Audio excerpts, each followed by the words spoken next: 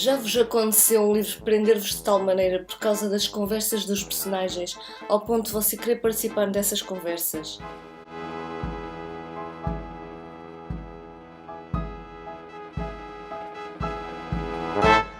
Bem, foi o que me aconteceu aqui com o livro País do Carnaval, de Jorge Amado, que foi indicado pela Ju Sport. Muito obrigada, Ju. E eu iniciei o livro assim sem muitas expectativas, mas do meio do livro para o final eu simplesmente não conseguia parar de ler e levava o livro literalmente para todo lado. Eu ainda pensei se faria vídeo dele ou não, porque é um livro tão curtinho e eu demorei uns 4 dias para lê-lo, mais ou menos, mas isso era porque também estava a lê-lo a par de outros livros, O Império à Deriva e a Odisseia. De qualquer das formas, se eu não tivesse a ler esses outros livros, eu com certeza leria este livro num dia ou 2 no máximo. E como é um livro curtinho, com certeza este vídeo também ficará um bocadinho curtinho, mas não é pela falta de profundidade do livro. Ele é um livro bastante leve e bastante fluido, mas como foi um livro que me surpreendeu bastante, eu decidi vir falar dele na mesma. O livro foi escrito em 1931 e ele de facto vai ser bastante diferente dos livros que ele vai escrever posteriormente. Pelo menos em relação aos 2 livros que eu li do Jorge Amado, o Dona Flor e os Capitães da Areia. Ele vai se passar nos anos 20 do século XX e ronda à volta do personagem Paulo Rieger. Eu leio Rieger porque o nome tem 2 Gs. E esse Paulo Rieger esteve então a estudar em Paris durante uns 5 anos, mais ou menos, e regressa ao Brasil ao fim desse tempo, e ele acaba por ver o Brasil não com um olhar patriótico como os seus colegas, mas sim com um olhar crítico. Antes de ir para a Bahia, que é a sua terra natal, ele passa uns tempos ainda no Rio de Janeiro, e quando chega acaba por cair no samba, apesar das suas críticas, e também se apaixona por uma francesa, que é a Julie, e ele um dia acaba por dizer que só houve 2 momentos em que ele se sentiu realmente brasileiro, e eu vou ler essa passagem. Esse negócio de sacrificar-se pelo bem-estar comum não vai comigo. E pátria? Eu não tenho sentido de pátria. Só me senti brasileiro 2 vezes. Uma no carnaval, quando sambei na rua. Outra... E aqui não vou dizer essa situação porque acho que ia ser um bocadinho de spoiler.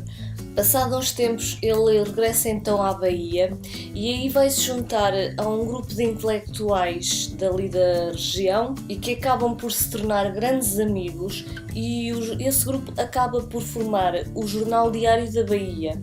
E esse grupo de amigos vai tendo conversas ao longo do romance bastante interessantes acerca de política, acerca da existência humana, do sentido da vida, filosofia, religião, enfim.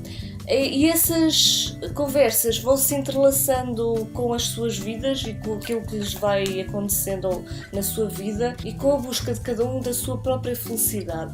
Eu gostava mesmo de partilhar alguns trechos dessas conversas que acho que são bastante interessantes. Se vocês fossem iguais a todos os outros, achariam a felicidade em qualquer parte. Na religião, no amor, no trabalho, em qualquer coisa.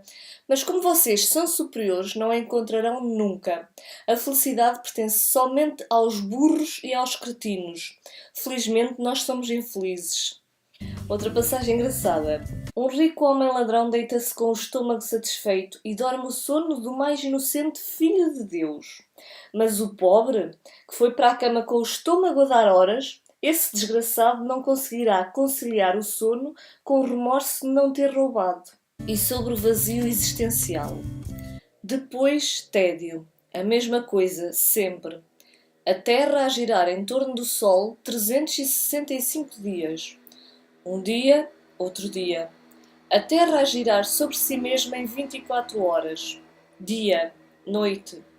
Sempre a mesma coisa. A maior tragédia. A tragédia da monotonia. E acreditem que estas passagens no contexto da história fazem ainda muito mais sentido e tornam-se bastante mais interessantes. Eu achei a escrita do livro bastante sensível e bonita, e apesar dele ser curtíssimo, é incrível como ainda conseguimos sentir a evolução de alguns personagens consoante aquilo que lhes vai acontecendo na vida. E eu achei a leitura mesmo deliciosa e até fiquei bastante admirada quando depois fui ao Goodreads dar a minha classificação do livro, 5 estrelas, e vi que o livro tinha apenas 3 estrelas e qualquer coisa. E indico a leitura a quem se interessou por este pequeno vídeo, porque afinal de contas ele é tão curtinho que mesmo que não goste não irá perder muito tempo com ele. Bom, e para a semana é quase certo que eu vou falar deste livro, Margarita e o Mestre, do Mikhail Bulgakov, que é dos livros que mais me surpreendeu este ano, ou mais me está a surpreender, porque eu ainda só estou assim nas primeiras 100 páginas, mas já estou completamente agarrada e a adorar esta grande obra deste russo. Vemo-nos então para a semana, fiquem bem e até ao próximo vídeo.